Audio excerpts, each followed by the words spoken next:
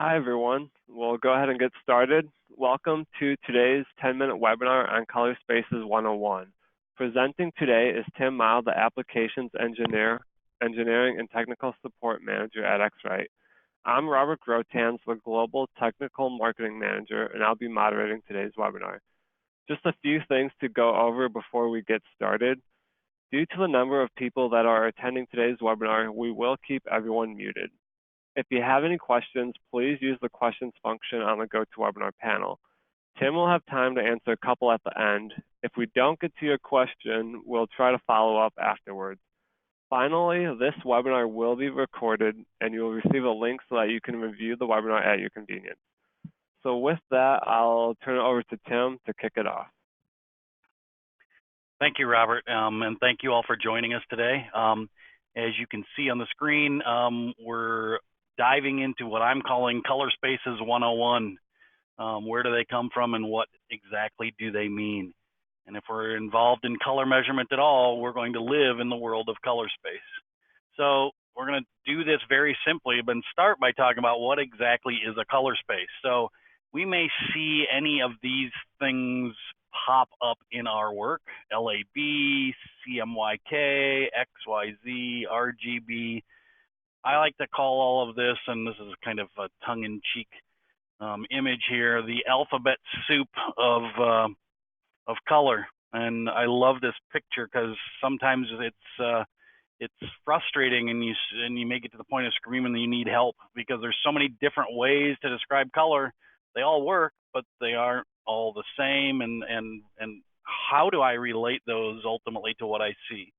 Color measurement is all about mimicking or helping us determine if color is good or bad, and that needs to relate to what we see. So let's talk more definition. What exactly is a color space? What are we talking about? So we are talking about a three-dimensional description of color. It's a way to describe color in three dimensions. And why three dimensions? Well, the early scientists involved in this, like Munsell and others, determined that it made sense, since we describe every other object on Earth by three dimensions: its length, its width, and its depth, or its longitude, latitude, and altitude. Okay, so we're going to describe a color the same way. We're going to describe it three-dimensionally, and the good news of a color space is if I can describe one color, then I can describe two colors and talk about their difference. So we're going to use three dimensions. We're also going to use numbers to define these dimensions. Makes sense. If I'm describing to you the size of a box, I'm going to give you inches or millimeters or centimeters or whatever to describe its length, width, and depth. I'm going to use numbers because you can understand them and it describes it. So we're going to use numbers as well, but there's an issue here. It's great. We're going to use numbers to describe a color in a color space, but I don't see numbers when I look at color, and I suspect you don't see numbers either. You see color, and you have a reaction to it. So why are we using numbers? Well, what's the point? Well, words alone are not accurate means to describe color or color difference. And as an example, words alone are not a great way to describe temperature either. I can use the words hot and cold. Now, hot, if I'm talking about a cup of coffee, may mean one temperature. Hot, if I'm talking about the burners on my stove, it may be a different temperature. And hot outside might even be a third temperature, or cold for that matter. As an example, if I ask someone who lives in Anchorage, Alaska, what temperature they consider cold, I suspect that number is significantly lower than if I ask someone who lives in Atlanta, Georgia, the exact same question. So, the words have different meanings to different people. In color, we often, one way that some people will describe a more saturated color versus a less saturated color is they use the words dirty and clean, but we can argue about that as well. my wife and I sometimes argue about whether or not the shirt I'm going to wear is dirty or clean, right? There's lots of different meanings to words. So why do we use numbers? Well, 7.5, that means the same thing to every customer or every person who ever looks at that number. In fact, the unique thing about numbers is we don't even need to translate them into other languages, right? Words, the same word has different meanings and to different people and different who speak different native languages and all those kinds of things, but the numbers are good. So that's why we're using numbers. So let's move into how we're going to use those numbers. I'm going to talk about the two most commonly used color spaces for color measurement. And those are, first, LAB, or what we typically called C-Lab. There was a precursor to this called Hunter LAB, which was very similar. And in the LAB color space, we've got an L value, which represents from lightness to darkness, going up and down in this particular image. We've got A, which in a positive direction indicates redness, and in a negative direction indicates greenness. And we've got B, which is, as you can see, positive yellow, negative is blue. And so I can plot colors inside of this space. And again, I can plot multiple colors and calculate differences and say this one's lighter or darker or redder or greener or yellower or bluer or some combination of all of that. The other common color space is LCH, which is directly related to LAB. In fact, the L value is exactly the same in both of those color spaces. But what LCH does is rather than use Cartesian coordinates like LAB, it uses something more like polar coordinates, where we've got an angle, red is 0, yellow 90, green 180, and so on, and a chroma or saturation kind of metric. The C is how far away from the center of that color space am I, because the bright colors are all way on the outside and the neutral colors are all sitting there in the middle. So we've got LAB and we've got LCH, and we'll talk about them a little bit more, but first I want to give you an analogy. This is a color space analogy I've been using for years. This is literally the first time I've ever actually tried to show it without drawing it, because it's not possible for me to easily draw for all of you. So I want you to imagine this building, which is round, and let's assume that it's 100 stories tall. And in the very center of this building, we have what I call the elevator. Yes, an elevator like you ride up and down, but it's also representing the letter L for our color space, lightness and darkness. And so at the ground floor, that elevator is black, and at the top floor, it's white. And in the middle, I get all these different shades of gray.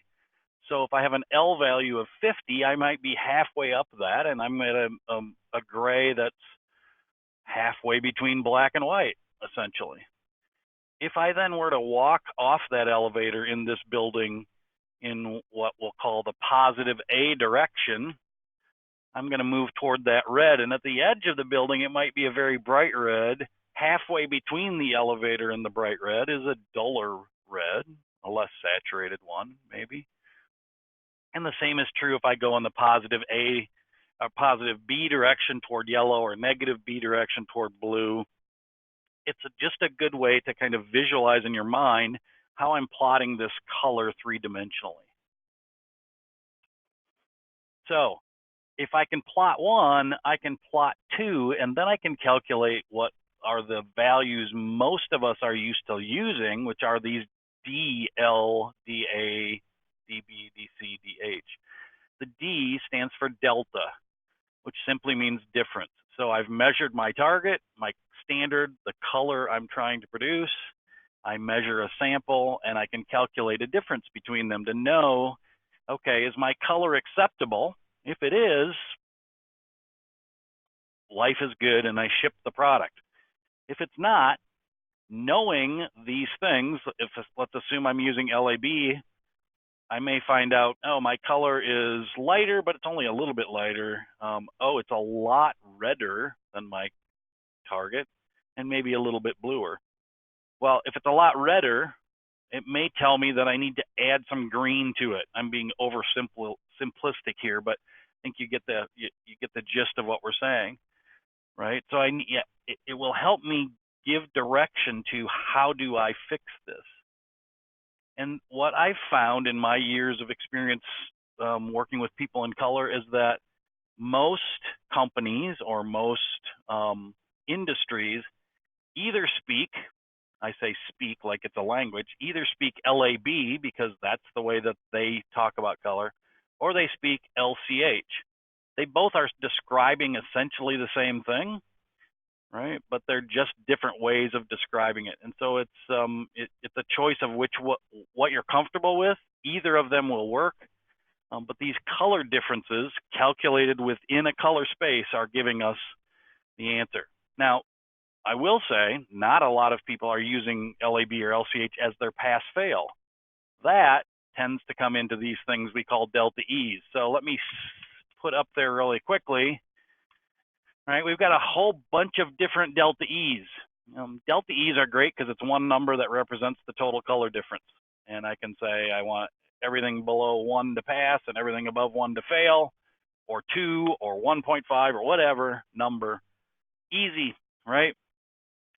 Single number makes it a really quick decision. I can look at that number and know whether my sample is good or bad. The problem with delta E's is, well, first of all, it's only a color difference and not a color space. So if my delta E tolerance is 1 and my sample is 1.5, all the delta E tells me is it fails. It does not tell me why, right? In order to know why, I need a color space. Now, all the delta E calculations come from a color space, and so they help. They are derived from that. So we're living in either LAB or LCH to calculate all of these.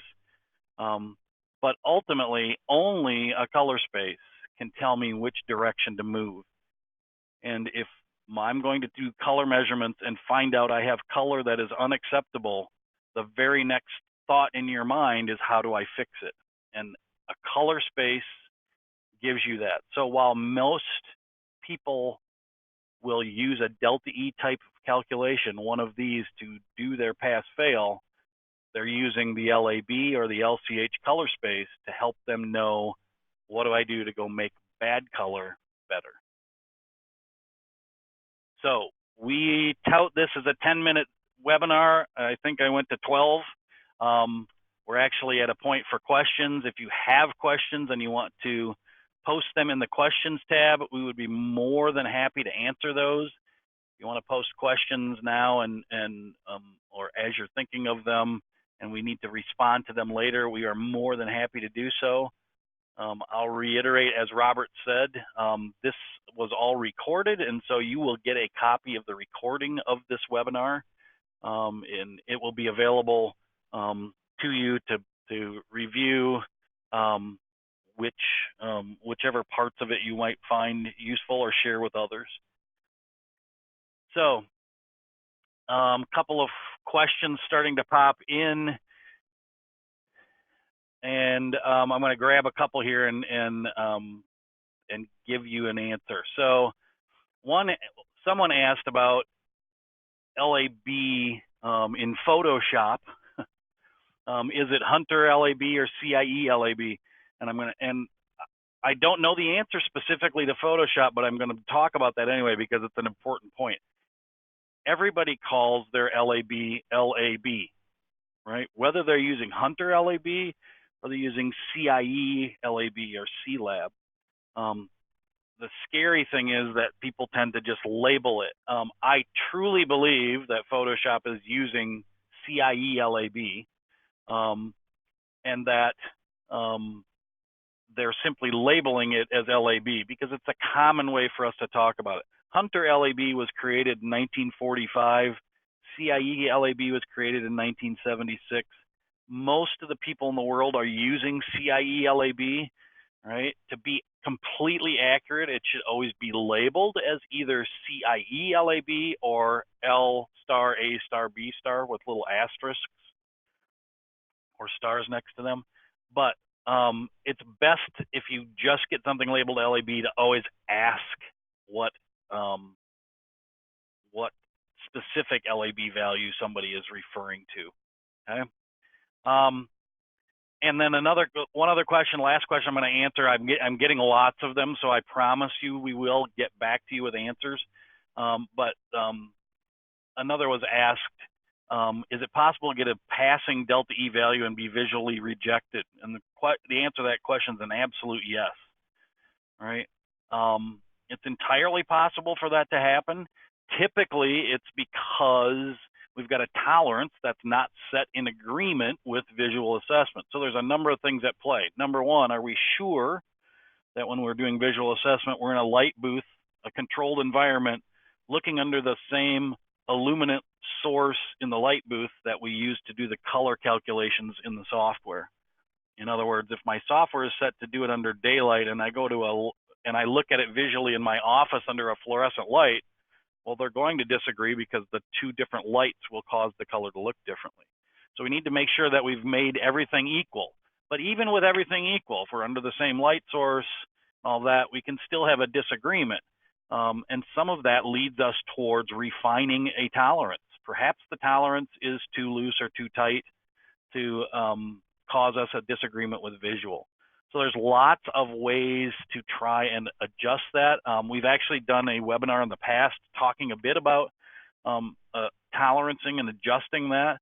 Those webinars we've done in the past are also recorded and available to you. If you go and register on our website, you can get access to them.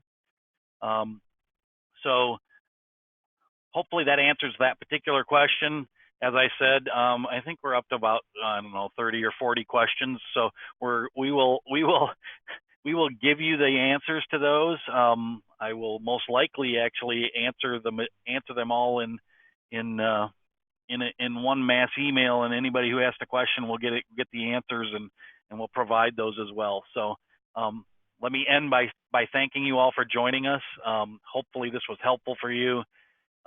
If it did indeed create questions, as you can see on the screen, a number of different ways for you to contact us directly. If you want to ask your question in a more urgent manner, if it's something you need an answer to today, otherwise you can look forward to us getting back to you in a recent response sometime next week. So thank you all again for joining us, and everyone have a very good day. Thank you. Thank you, everyone.